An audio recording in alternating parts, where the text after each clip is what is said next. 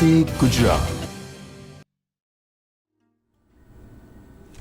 નમસ્કાર. Virtual classroom training પ્રોગ્રામમાં આ સેશનમાં હું જેપી દેવમુરારી અમરેલી આઈટીઆઈમાં ઇન્સ્ટ્રક્ટર તરીકે ઇલેક્ટ્રિશિયન ટ્રેડમાં ફરજ બજાવું છું. આજના વર્ચ્યુઅલ ક્લાસરૂમ ટ્રેનિંગ પ્રોગ્રામના આ સેશનમાં આપણે વાયરિંગ સિસ્ટમ વિશેનો અભ્યાસ કરીશું. વાયરિંગ સિસ્ટમ અંતર્ગત જે રીતો આવે છે, એટલે કે ટ્રી સિસ્ટમ, ડિસ્ટ્રીબ્યુશન સિસ્ટમ ઉપરાંત જો જોવા જઈએ તો લૂપિંગ સિસ્ટમ, એટલે કે જ્યારે આપણે કોઈ પણ પ્રકારનું નવું વાયરિંગ કરતા હોઈએ અથવા તો કોઈ પણ નવું બિલ્ડિંગ હોય કે કોઈ પણ જાહેર હિતાર્થે આવેલું બિલ્ડિંગમાં આપણે જ્યારે કોઈ પણ પ્રકારનું વાયરિંગ કરતા હોઈએ તો તે દરમિયાન કયા પ્રકારની સિસ્ટમ ઉપયોગમાં આવે છે એનો આપણે આ સેશન દરમિયાન અભ્યાસ કરીશું. તો જો સૌ પ્રથમ જોઈએ તો વાયરિંગ સિસ્ટમ એટલે મેઇન પાવર સર્કિટમાંથી અલગ અલગ જગ્યા પર પાવર પહોંચાડવા માટે વાપરવામાં આવતી રીત.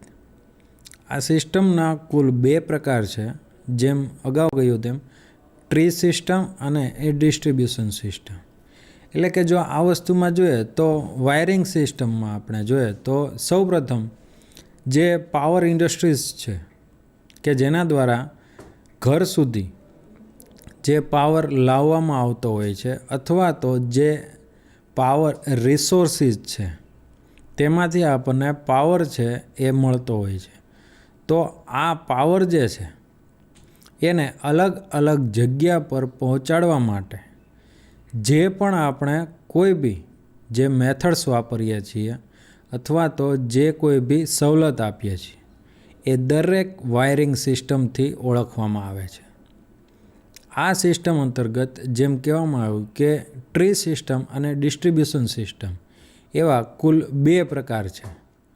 ટ્રી સિસ્ટમ એટલે કે કોઈ પણ એક રિસોર્સિસ છે અને એમાંથી અલગ અલગ જગ્યા પર અલગ અલગ રીતે કેબલ થ્રુ અથવા તો કોઈ પણ બીજા માધ્યમ દ્વારા જ્યારે પાવર પહોંચાડવામાં આવે છે તો એ ટ્રી સિસ્ટમ કહેવામાં આવે છે. જ્યારે ડિસ્ટ્રીબ્યુશન સિસ્ટમ એટલે કે એક જ પાવર સોર્સિસમાંથી અલગ અલગ જગ્યાએ કોઈ પણ પ્રકારના જંકશન રાખવામાં આવે અને ત્યાંથી જો તમે ડિસ્ટ્રીબ્યુશન કરેલી જગ્યા પર પાવર પહોંચાડો છો તો એ જંકશન જે છે એના દ્વારા તમે ડિસ્ટ્રીબ્યુટ કરેલી જગ્યાએ પાવર ફાળવવામાં આવે છે. તો એ ડિસ્ટ્રીબ્યુશન સિસ્ટમમાં આવશે. હવે જો આ વસ્તુમાં જોઈએ કે ટ્રી સિસ્ટમ એટલે કે જેમ આકૃતિમાં દર્શાવવામાં આવેલ છે કે કોઈ બી ટ્રી સિસ્ટમ જે છે એની અંદર પાવર સોર્સિસના બંને કેબલ, એટલે કે જો સિંગલ ફેઝ એસી માટે લેવામાં આવે તો આ અંતર્ગત ફેઝ અને ન્યુટ્રલ આ કુલ 2 પ્રકારના કેબલ જે છે એ જ્યારે લાઇન તરીકે ઉપયોગમાં લેવામાં આવતા હોય તો એ દરેકમાંથી જે પણ સબ સર્કિટ્સ હશે, એટલે કે જે તમારા ઘરની પણ હોઈ શકે અથવા તો બીજી કોઈ પણ જગ્યાની હોઈ શકે, તો આ બંને કેબલ જે છે એટલે કે જે રોજિંદા વ્યવહારમાં જે વાપરવામાં આવતી જે સર્કિટ જે છે એ આપણે ટ્રી સિસ્ટમ તરીકે ઉપયોગમાં લઈએ છીએ. એટલે કે કોઈ બી જે પાવર રિસોર્સિસ કંપની છે એ જ્યારે બંને કેબલ મારફત કોઈ પણ સોસાયટી અથવા તો કોઈ પણ જંકશન છે એ જગ્યા સુધી પોતાના રિસોર્સિસ છે એ કેબલ થ્રુ પહોંચાડતા હોય છે અને આ કેબલમાંથી જે જરૂરી ફેઝ અને ન્યુટ્રલ એ કોઈ પણ સબ સર્કિટ્સને આપવામાં આવે તો એ ટ્રી સિસ્ટમ તરીકે ઓળખવામાં આવતી હોય. જ્યારે ડિસ્ટ્રીબ્યુશન સિસ્ટમ એટલે કે જેમ આકૃતિમાં દર્શાવવામાં આવ્યું કે જે ડિસ્ટ્રીબ્યુશન સિસ્ટમમાં તમે ઘરની જે અથવા તો હાઉસ હોલ્ડ કે કોઈ બી જે બિલ્ડિંગ્સનું વાયરિંગ હોય છે એ દરેક ડિસ્ટ્રીબ્યુશન સિસ્ટમમાં આવે. એટલે કે જે ઘર સુધી જે પાવર પહોંચાડવામાં આવે છે એ ટ્રી સિસ્ટમ છે. જ્યારે ઘરની અંદરનું વાયરિંગ તમે કરતા હો છો તો એ ડિસ્ટ્રીબ્યુશન સિસ્ટમ છે. એટલે કે મેઇન ફેઝ ન્યુટ્રલ છે એને તમે અંદરની બાજુએથી એટલે કે ઘરની અંદર સબ સર્કિટ્સ બનાવી અને જ્યારે એને ડિસ્ટ્રીબ્યુટ કરો છો એટલે કે પોઈન્ટની સંખ્યા અનુસાર એનું ડિસ્ટ્રીબ્યુશન થતું હોય છે, તો એ જે દરેક છે એ ડિસ્ટ્રીબ્યુશન સિસ્ટમ તરીકે વાપરવામાં આવતી હોય છે. આ ઉપરાંત જો મટીરિયલ્સના આધારે તેના પ્રકાર પાડવામાં આવે તો એ cleat wiring, batten wiring, casing capping wiring અને કોન્ડ્યુટ વાયરિંગ એમ 4 પ્રકારના વાયરિંગ છે એ પ્રકાર પાડવામાં આવતા હોય છે. જો આ અંતર્ગત આ જે 4 વાયરિંગ છે એ દરેક પોતાના મટીરિયલ વાપરવામાં આવે છે એ અનુસારના વાયરિંગ છે. એટલે કે જો ક્લીટ વાપરવામાં આવેલી તો એ ક્લીટ વાયરિંગ છે. જો વાયરિંગમાં તમે બેટનનો ઉપયોગ કરતા હો તો એ બેટન વાયરિંગ છે. જે વાયરિંગમાં કેસિંગ કેપિંગનો ઉપયોગ કરવામાં આવતો હોય એ કેસિંગ કેપિંગ વાયરિંગ છે. અને જો વાયરિંગમાં કોન્ડ્યુટનો ઉપયોગ કરવામાં આવતો હોય તો એ કોન્ડ્યુટ વાયરિંગ છે. હજુ સૌ પ્રથમ પ્રકાર જોઈએ તો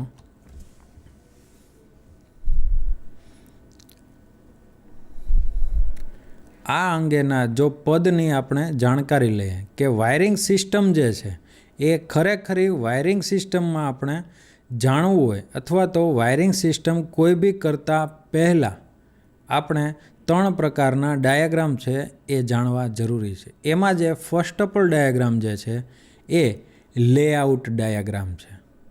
એટલે કે કોઈ પણ વાયરિંગ કરતા હોય તો સૌપ્રથમ જે લેઆઉટ ડાયાગ્રામ છે એટલે કે સપાટી ઉપરનું છે કે સપાટી નીચેનું છે એ સરળતાથી દર્શાવી શકાય છે. અને આ હેતુની મદદથી ચોક્કસ અને ઝડપથી વાયરિંગમાં વાપરવામાં આવતા જરૂરી વાયરની લંબાઈ અંગેની માહિતી મેળવી શકાય છે. જો મિત્રો આ અંગેની વાત કરીએ કે લેઆઉટ ડાયાગ્રામ એટલે શું, તો લેઆઉટ ડાયાગ્રામ ઉપરથી આપણને 2 વસ્તુની માહિતી મળતી હોય. એક તો વાયરિંગ જે છે એ સરફેસ ઉપરનું છે કે કન્સીલ્ડ વાયરિંગ છે. કન્સીલ્ડ એટલે કે અંડરગ્રાઉન્ડ વાયરિંગ. આ બંને વસ્તુ જે છે એ આપણને લેઆઉટ ડાયાગ્રામ ઉપરથી ખબર પડતી હોય છે. જ્યારે બીજી વસ્તુ જે છે કે એમાં કેટલા પ્રકારનું મટીરિયલ વાપરવું જોઈશે. એટલે કે જ્યારે તમને વાયરિંગની લંબાઈ છે એ દર્શાવવામાં આવેલી હોય તો એના ઉપરથી કેટલો વાયર વાપરવામાં આવશે, કેટલી કોન્ડ્યુટ જોઈશે કે કેટલા પ્રમાણમાં જંકશન જોઈશે, આ દરેક રો મટીરિયલ્સનું તમે કેલ્ક્યુલેશન કરી શકો.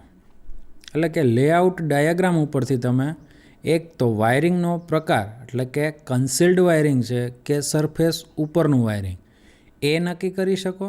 સેકન્ડ વે કે રો મટીરિયલ કેટલું જોઈશે એનું કેલ્ક્યુલેશન કરી શકો. જો લેઆઉટને ડાયાગ્રામથી દર્શાવવો હોય તો આકૃતિમાં દર્શાવવા મુજબ દર્શાવી શકાય. એટલે કે આની અંદર જે દર્શાવેલ છે કે બંને સ્વિચ જે છે એના મારફત આપણે એક લેમ્પ જે છે એ કંટ્રોલ કરીએ છીએ, જ્યારે ત્યાંથી આગળની બાજુએથી એક જે છે એ આપણને પોઈન્ટ મળતો હોય છે. એટલે કે જો આ સિસ્ટમમાં જોઈએ તો જે માપ બધા દર્શાવેલ છે એ દરેક માપ જે છે એ એમએમમાં દર્શાવેલ છે. એટલે કે એના અંતર્ગત જો આપણે જોઈએ તો આ ડાયાગ્રામ અંતરથી જે માપ આપેલા છે એના ઉપરથી આપણે જે દરેક વસ્તુ જે છે એનું માપ કાઢી શકીએ છીએ. અથવા તો આ ડાયાગ્રામ જે છે એ સરફેસ ઉપરનો છે કે સરફેસ નીચે એટલે કે કન્સીલ્ડ છે તેનો પણ ખ્યાલ આવે. કેટલી સ્વિચો જોઈશે, કેટલું કેબલ જોઈશે, કેટલા પ્રકારના જંકશન જોઈશે, કેટલા બેન્ડ જોઈશે, જે પ્રકારનું વાયરિંગ છે, કેટલી એસેસરીઝ જોઈશે, એનો આપણને સરળતાથી અભ્યાસ થઈ શકે છે અને સરળતાથી એનું માપ કાઢી શકાય છે. એટલે પહેલાં વહેલાં જે જરૂરી છે કે કોઈ પણ વાયરિંગ તમે જ્યારે કરતા હો તો સૌપ્રથમ એનો લેઆઉટ ડાયાગ્રામ છે એ અભ્યાસ કરવાથી કેટલા પ્રકારનું રો મટીરિયલ અને કેટલું એસેસરીઝ જોશે તેનો અભ્યાસ કરવામાં આવે છે. જો સેકન્ડ ડાયાગ્રામ જોઈએ તો ઇન્સ્ટોલેશન ડાયાગ્રામ એટલે કે લેઆઉટ ડાયાગ્રામને અનુરૂપ, એટલે કે લેઆઉટ ડાયાગ્રામ ઉપરથી જ્યારે તમે વાત કરતા હો તો ઇન્સ્ટોલેશન અંગેનું આખરી દેખાવ અને એની માહિતી જે છે એ મેળવી શકાય છે. જરૂરી વાયરિંગના પ્રકારને આધીન એસેસરીઝ તેમની વચ્ચેથી જગ્યાએ સેડલ કોઈ આવતા હોય તો તેના સિમ્બોલથી દર્શાવવામાં આવે છે. હવે જો આ ઉપરાંતનું જોઈએ તો ખરેખર જો જોઈએ તો ઇન્સ્ટોલેશન ડાયાગ્રામ જે છે, જેમ લેઆઉટ ડાયાગ્રામમાં દર્શાવવામાં આવ્યું કે વાયરિંગ જે છે એ સરફેસ પરનું છે કે કન્સીલ્ડ છે. સેકન્ડ, કે જ્યારે વાયરિંગ નક્કી થઈ ગયા પછી જ્યારે તમે એસેસરીઝની વાત કરતા હોય તો આ ઇન્સ્ટોલેશન ડાયાગ્રામમાં જ્યારે તમે ખરેખરું ઇન્સ્ટોલેશન કરો છો, આમ તો જોવા જઈએ તો ઇન્સ્ટોલેશન ડાયાગ્રામ જે છે એ ખરેખર શક્ય નથી. લેઆઉટ ડાયાગ્રામ દોરી શકાય પરંતુ ઇન્સ્ટોલેશન ડાયાગ્રામ જે છે એ દોરવો શક્ય નથી. પણ તેને આધીન વાયરિંગમાં કેટલું મટીરિયલ જોઈશે એ અને કેટલી એસેસરીઝ, એને લગાવવા માટેના કેટલા સેડલ્સ, કેટલા બેન્ડ, એ દરેક વસ્તુ છે એ ઇન્સ્ટોલેશન ડાયાગ્રામ છે એના મારફત તમે દર્શાવી શકો. જો સેકન્ડ જોઈએ તો સર્કિટ ડાયાગ્રામ એટલે કે આ પ્રકારના ડાયાગ્રામમાં ગ્રાફિકલ સિમ્બોલ સાથેની સાદી સર્કિટ મારફત કનેક્શન અને જરૂરી એવી સર્કિટ, સબ સર્કિટ અંગેની માહિતી મેળવી શકાય છે. એટલે કે સૌ પ્રથમ જ્યારે વાયરિંગ કરતા હોય તો લેઆઉટ ડાયાગ્રામ નક્કી થઈ જાય કયા પ્રકારનું વાયરિંગ છે એ નક્કી થઈ જાય પછી તમે ઇન્સ્ટોલેશન ડાયાગ્રામની જ્યારે શરૂઆત કરતા હોય તો એને આધીન સર્કિટ ડાયાગ્રામ છે એ અસ્તિત્વમાં આવતો હોય. એટલે કે આ પ્રકારના સર્કિટ ડાયાગ્રામમાં સ્વિચ, પ્લગ સોકેટ કે હોલ્ડર કે એમસીબીઝ કોઈ પણ ઇલેક્ટ્રિકલ એસેસરીઝ છે એને ચોક્કસ પ્રકારના સિમ્બોલથી દર્શાવવામાં આવતું હોય છે. આ ચોક્કસ પ્રકારનો સિમ્બોલ જે છે એના મારફત કનેક્શન્સ જે છે એ પણ ઇલેક્ટ્રિકલ સર્કિટ ડાયાગ્રામમાં દર્શાવવામાં આવતા હોય છે. હવે જો આને અનુરૂપ આપણે સર્કિટ ડાયાગ્રામ દર્શાવીએ તો એની અંદર એક સ્વિચથી એક લેમ્પનું કંટ્રોલિંગ થતું એવું વાયરિંગ જો દર્શાવવું હોય તો સ્વિચ અને હોલ્ડર, આ ઉપરાંત જે કેબલ દર્શાવવામાં આવે છે એ ફક્ત ને ફક્ત ડોટેડ લાઇનથી દર્શાવવામાં આવે છે. એ જો આપણે સર્કિટ ડાયાગ્રામ જોવામાં આવે તો કયા પ્રકારે સ્વિચના કનેક્શન હોલ્ડરના પોઈન્ટ સાથે કરવા એ આપણે સરળતાથી સર્કિટ ડાયાગ્રામ ઉપરથી સમજી શકાય. જો સર્કિટ ડાયાગ્રામની ફિગર જોઈએ તો આકૃતિમાં દર્શાવ્યા મુજબ સર્કિટ ડાયાગ્રામની ફિગર દર્શાવેલ છે. એટલે કે કોઈ પણ બે જે ટુ વે સ્વિચીસ છે એના મારફત આપણે એક લેમ્પ જે છે એનું કંટ્રોલિંગ કરેલ છે. તો જે ફેઝ ન્યુટ્રલ દર્શાવેલ છે એટલે કે આપણે જે દર્શાવેલ છે કે સ્વિચ જે છે એના અંતર્ગત આપણે જે પોઈન્ટને પાવર આપીએ છીએ અથવા તો જે લેમ્પ જે છે એનું કંટ્રોલિંગ કરવાનું છે એ આપણે બંને ટુ વે સ્વિચીસ છે. જ્યારે એક હોલ્ડરની જરૂરિયાત પડશે કે જ્યારે સર્કિટ ડાયાગ્રામ તમે દર્શાવતા હોય તો એના મારફત કઈ રીતના એક લેમ્પ સાથે બે ટુ વે સ્વિચીસના કનેક્શન કરવા એ સર્કિટ ડાયાગ્રામ ઉપરથી સહેલાઈથી સમજી શકાય છે. જો નેક્સ્ટ ડાયાગ્રામ જોઈએ તો એ વાયરિંગ ડાયાગ્રામ છે. એટલે કે વાયરિંગ ડાયાગ્રામમાં વાપરવામાં આવતી જરૂરી રો મટીરિયલ્સ અંગેની માહિતી અને માપ સાઇઝ ઉપરાંત મેન્ટેનન્સ દરમિયાન ફોલ્ટની જગ્યા નક્કી કરવા અને ટેસ્ટિંગ માટે પણ કરવામાં આવે છે. હવે જો મિત્રો વાયરિંગ ડાયાગ્રામ જો જોઈએ તો સર્કિટ ડાયાગ્રામથી લગભગ સેમ એવો, પરંતુ વાયરિંગ ડાયાગ્રામ જ્યારે જોવામાં આવતો હોય તો કોઈ પણ ફેઝ ન્યુટ્રલ જે છે વાયરિંગ ડાયાગ્રામ જે છે એ એક બિલ્ડિંગનો સંપૂર્ણ રીતે એક ડાયાગ્રામ હોય છે. એટલે કે એની અંદર જે પાવર રિસોર્સિસના જે કેબલ્સ આવતા હોય છે અને જે આઉટપુટમાં એટલે કે જે બિલ્ડિંગમાં જે ઇનપુટના છેડા હોય છે એને આધીન તમને આખો વાયરિંગ ડાયાગ્રામ છે એ સમજાઈ શકે એવી રીતના દોરવામાં આવે છે. અને આ વાયરિંગ ડાયાગ્રામને આધીન જો ભવિષ્યમાં કોઈ પણ પ્રકારનો ફોલ્ટ આવે તો એને લોકેટ કરવા માટે તમે આ વાયરિંગ ડાયાગ્રામ છે એનો ઉપયોગ કરી શકતા હો છો. આ વાયરિંગ ડાયાગ્રામને ફોલ્ટ લોકેટ કરવા માટે ઉપયોગમાં લેવામાં આવે છે. એટલે કે ભવિષ્યનું જો કોઈ પણ પ્રકારનું મેન્ટેનન્સ હોય અને જો એમાં કોઈ પણ પ્રકારની તકલીફ ઉદ્ભવે તો એમાં તમે સહેલાઈથી વાયરિંગ ડાયાગ્રામ જે છે એનો અભ્યાસ કરો અને એનાથી તમને જરૂરી એવા સ્ટેપ્સ મળશે કે જેને આધીન તમે એ સ્ટેપ્સને અનુસાર મેન્ટેનન્સ કરો તો તમે સરળતાથી કરી શકાય. એ વાયરિંગ ડાયાગ્રામ જે છે એના ઉપરથી ફોલ્ટ લોકેશન સહેલાઈથી થઈ શકે છે. આકૃતિમાં દર્શાવ્યા મુજબ વાયરિંગ ડાયાગ્રામની એક ફિગર દર્શાવેલ છે. એની અંદર જો જોવામાં આવે તો મેઇન ફેઝ અને ન્યુટ્રલ જે છે એની અંદરથી આપણે એક સ્વિચ અને એક લેમ્પ એટલે કે એક પોઈન્ટનું વાયરિંગ એવા 3 પોઈન્ટ દર્શાવેલા છે. હવે જો આની અંદર સરળતાથી સમજી શકાય કે ભાઈ કોઈ પણ જગ્યાએ ફોલ્ટ આવે તો આ વાયરિંગ ડાયાગ્રામ અનુસાર જ્યારે તમે અભ્યાસ કરેલો હોય તો સરળતાથી કોઈ પણ પોઈન્ટનો ફોલ્ટ છે એ તમે શોધી શકો અને એનું મેન્ટેનન્સ છે એ થઈ શકતું હોય છે. હવે જ્યારે વાયરિંગમાં સામાન્ય રીતે જ્યારે એક કરતાં વધારે સર્કિટ હોય ત્યારે મહેનત, સમય અને રો મટીરિયલ્સનો ખર્ચ ઓછો થાય તે હેતુના કારણે 2 પ્રકારની લૂપિંગનો ઉપયોગ કરવામાં આવતો હોય છે. એટલે કે આ લૂપિંગ જે એ 2 પ્રકારની હોય છે. લૂપિંગ બેક અને જોઈન્ટ બોક્સની રીત.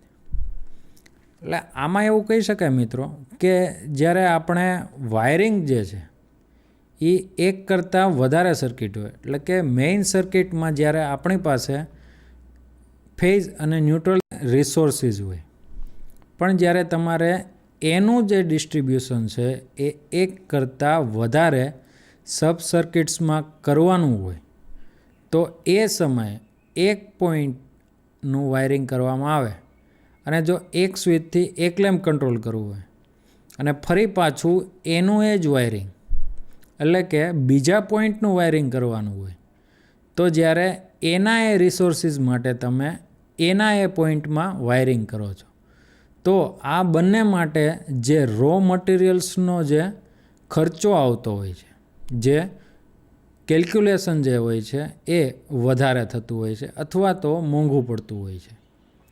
તો જો આ જે ખર્ચો જે છે આ જે મોંઘવારી જે છે એને તમારે દૂર કરવી હોય તો આ ખર્ચાને દૂર કરવા માટે આપણે 2 પ્રકારની લૂપિંગનો ઉપયોગ કરીએ છીએ, 2 પ્રકારની સિસ્ટમનો ઉપયોગ કરીએ છીએ. જેમાંની પ્રથમ જે છે એ લૂપિંગ બેકની રીત છે. આ જે લૂપિંગ બેકની રીત જે છે એમાં અલગ અલગ જોડાણ કરવામાં નથી આવડતું પરંતુ એસેસરીઝ એટલે કે સ્વિચ અને સીલિંગ રોઝ તથા પ્લગ સોકેટમાંથી ટેપિંગ લેવામાં આવે છે અને આગળની અન્ય સર્કિટમાં આપવામાં આવે છે.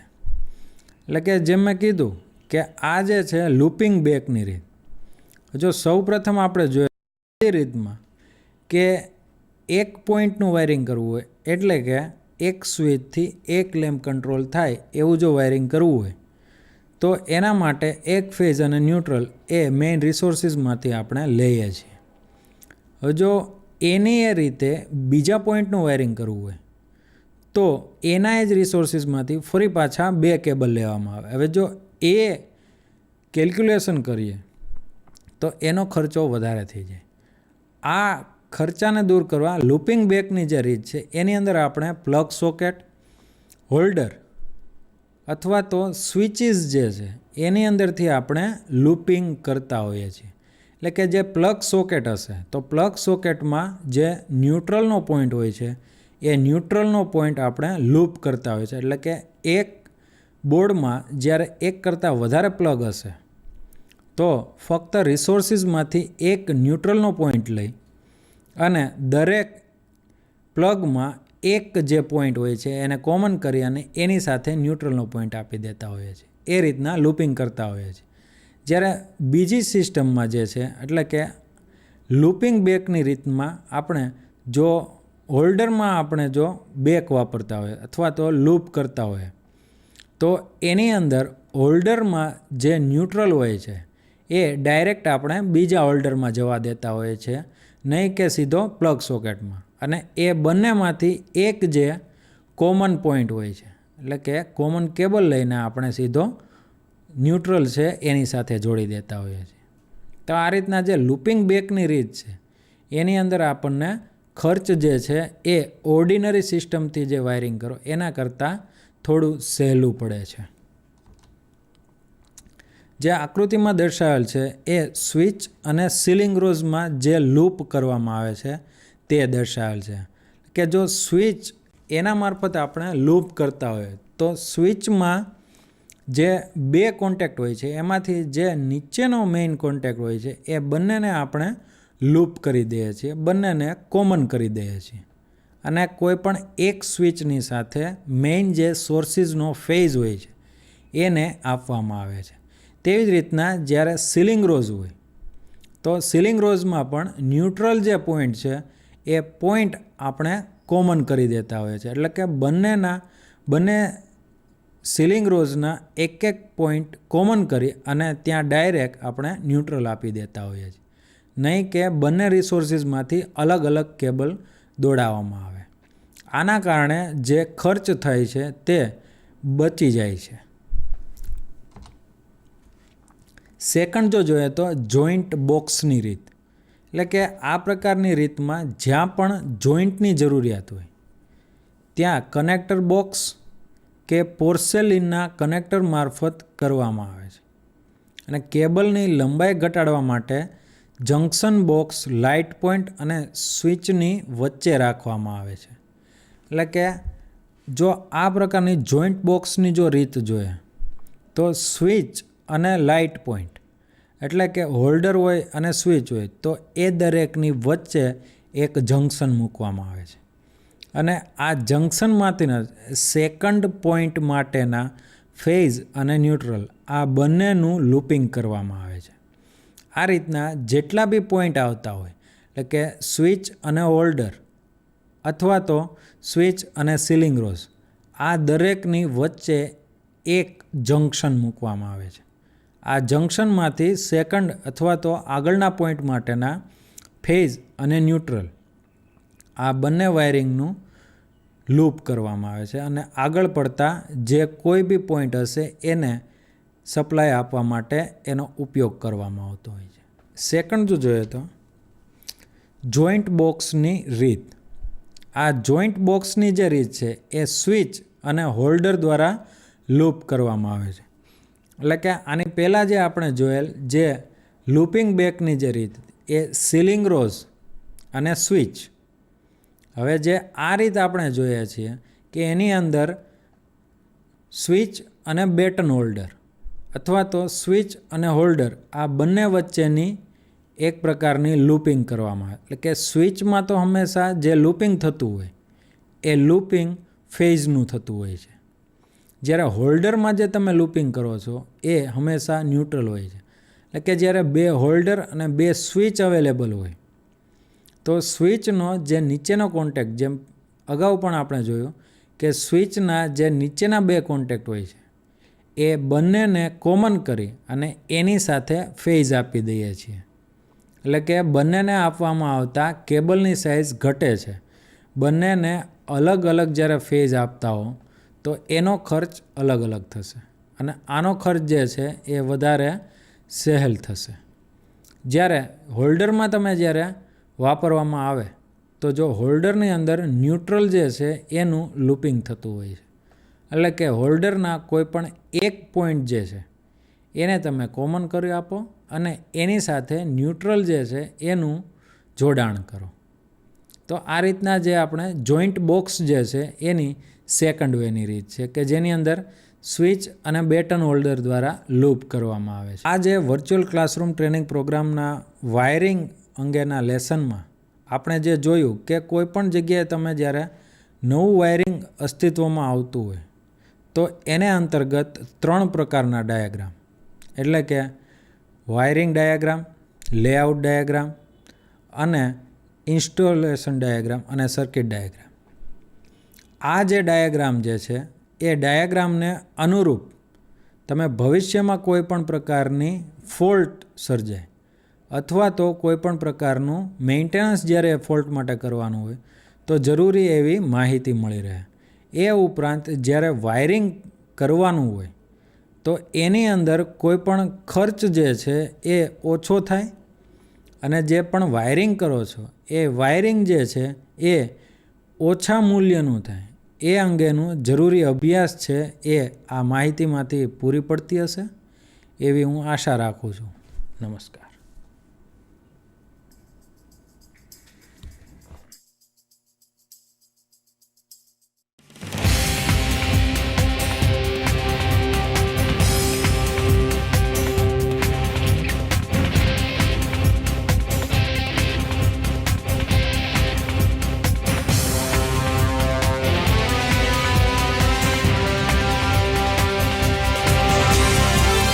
વંદે ગુજરાત.